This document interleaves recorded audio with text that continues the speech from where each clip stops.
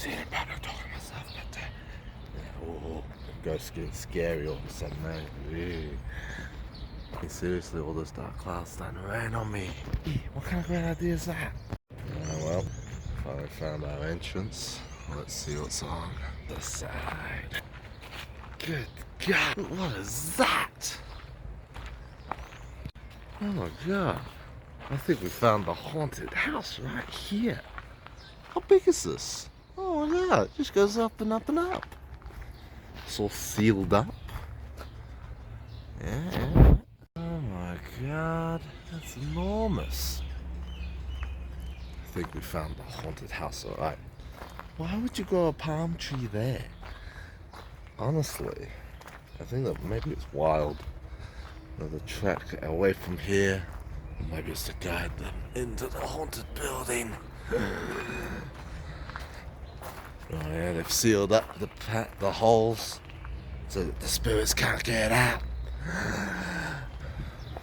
This creepy foss. My God, you'd have to climb that building to get inside. Judging by the corrosion on these nuts and bolts, this has been here a great many years. Oh yeah.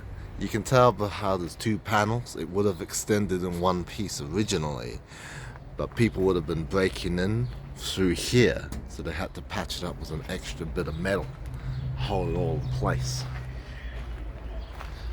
And yeah, you can tell by the paint job that this gets targeted by graffiti a lot. Because of the curse, clearly. Similar issue was this panel. But yeah, for some reason it corrodes a lot worse down here. This is what happened. Yeah, so people who buy a car, you do not want to see the bubbling rust. It's like a bubble, it's like a boiling pot, but in super slow motion. Because it's the iron turning into rust. Because it turns out oxygen is like extraordinarily reactive.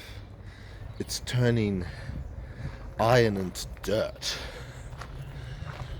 But yeah, because of how long it all takes, it's over many years. But yeah, if you're seeing this in your car, do not. If you've seen that in your used car, do not buy it. No, it's gone. Now that's your old style cast iron guttering. Because believe it or not, we didn't have PVC piping that long ago. This is how you'd make your house. A house would have been a lot more solid back in the day. This looks like it was added in more recently. Whereas that looks more like your 70s, 80s. Oh yeah, that whole pipe work had to be removed for whatever reason. Oh my God. Oh, well, I'm going to tune out this one and get a different view. Alright, I'm going to try out my zoom feature because Director's View doesn't like zooming in. Oh, look at that. Check out the rain. Whoa. Takes more than rain to stop me from flushing out the curses. I can't get over how ominous that building looks through all the trees. It's enormous. I'm not even sure what they use it for. It's probably like grain or feed or... I don't know. If someone likes to let me know, comment below. There's a massive tree in there, man. This is all very native brush. I mean, I think that's your kahikatea. Oh, you can see a little palm tree up there. That's your totras, probably the biggest thing you get around here. But the only thing you'd get bigger, it would be kari and rimu. But yeah, Auckland was literally built on the forestry industry initially, thanks to kauri timber, because it was literally the biggest wood you could get anywhere in the world. Nothing was bigger, and they didn't have knots in the grain of wood. It was literally the best wood anywhere ever. So of course we kind of chopped a lot of it down. Hey, it takes a lot to make a house, okay? Yeah, I mean, wow, it's a big one there. But I've learned from other bushwalks, you're supposed to respect the walk and stay on the path. Because trees have a tendency to kind of die. Also, the kauri's been dying off as well, because turned out there's like a little bug that likes to eat away its roots. Some are evolved to eat them all down, so now they're all dying. Not allowed to visit them anymore without basically going through quarantine checks, but like COVID of old. That's another fine tour.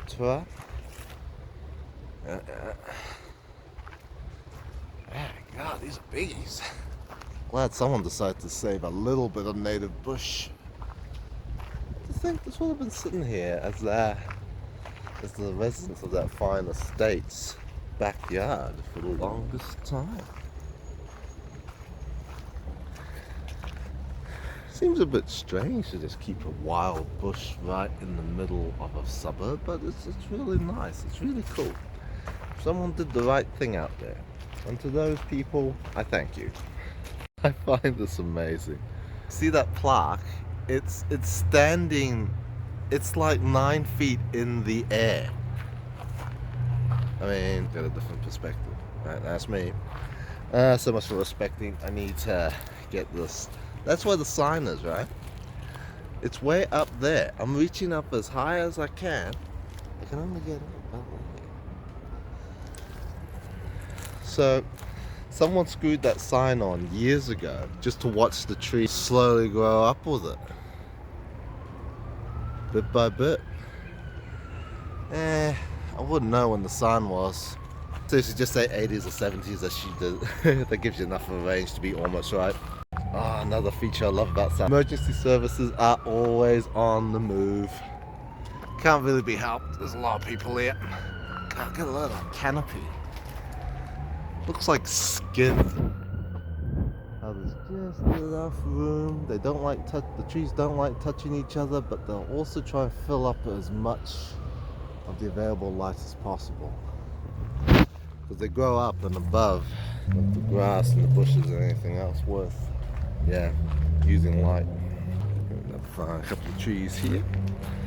Seriously, I've been meaning to get like some sort of GoPro and just film myself walking through bushes.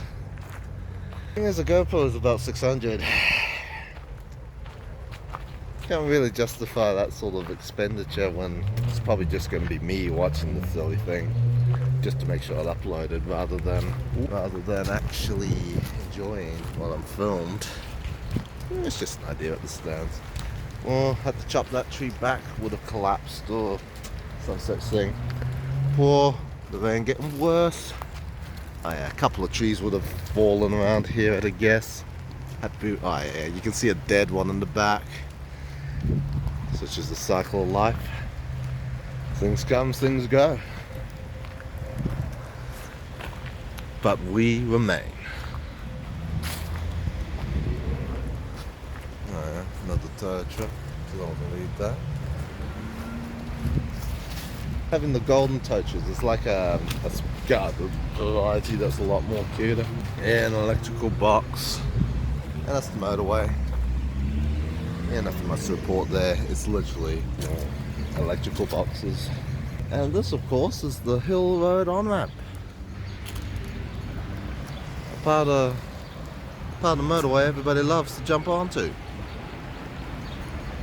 Now, people, that'll probably conclude the haunted house. We did it, guys.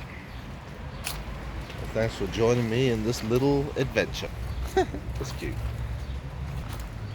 Keep it real. Hey, look, this video's so good I thought I'd make some more. It was a water tower. That's what the building is. So, yeah, that would explain all the metal piping. God, could you imagine pumping all that water up? Oh, I didn't see that tree stump.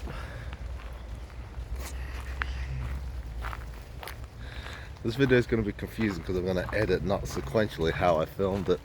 See if it catches anybody out. If you're confused, it was intended. Oh, have to chop this bad boy down. Got too big, buddy. I just had a nice pleasant chat with Connor. Poor fella. His ear's blocked. He's sick with something. It's not COVID.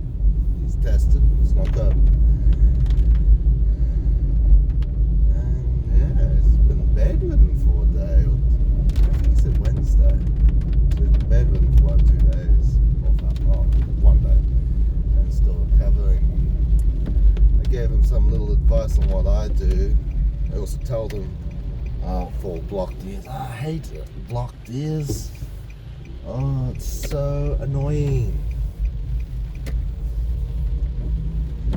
Because your earwax has impacted your ear canal and you can't hear properly. It throws off your balance. It's super annoying because you can't hear things properly. You can't get your balance correct because your inner ear's tied to your sense of balance. So you can, like, you know, stand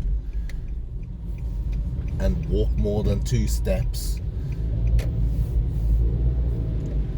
But yeah, it's not easily done to fix. You can't use cotton buds because cotton buds are actually bad. They impact the earwax and actually push it further down.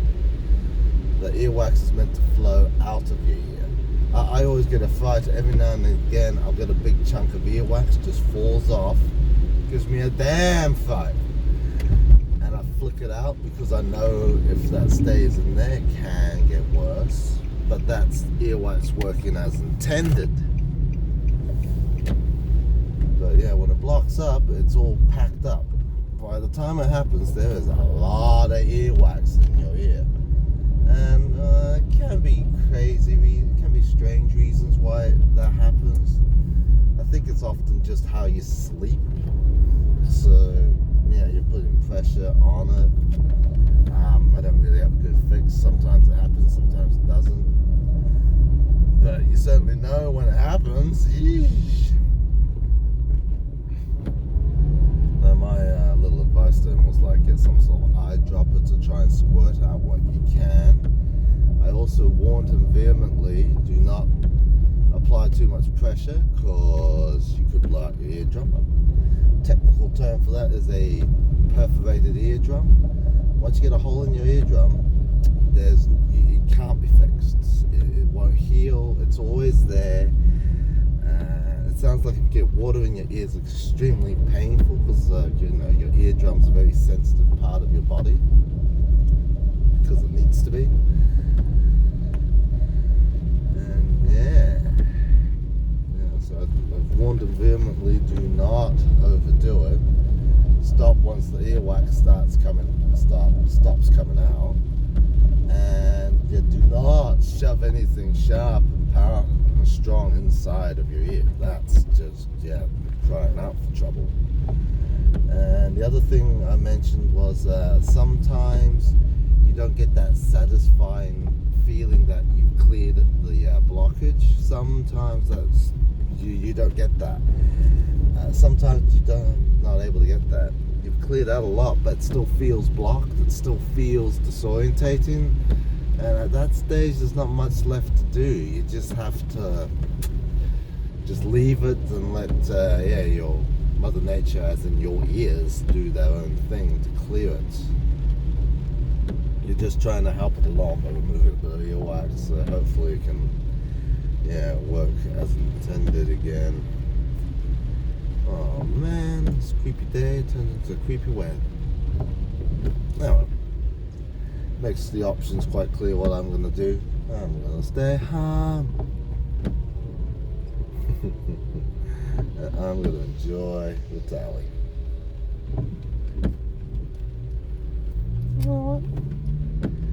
Well, I can carry on all day, but I'll leave it at that for now. Yeah, happy birthday. Happy birthday, everyone. Just enjoying the trip from the bridge. It's kind of heavy today. Not sure why. Everyone have a great time out there, eh? Have fun.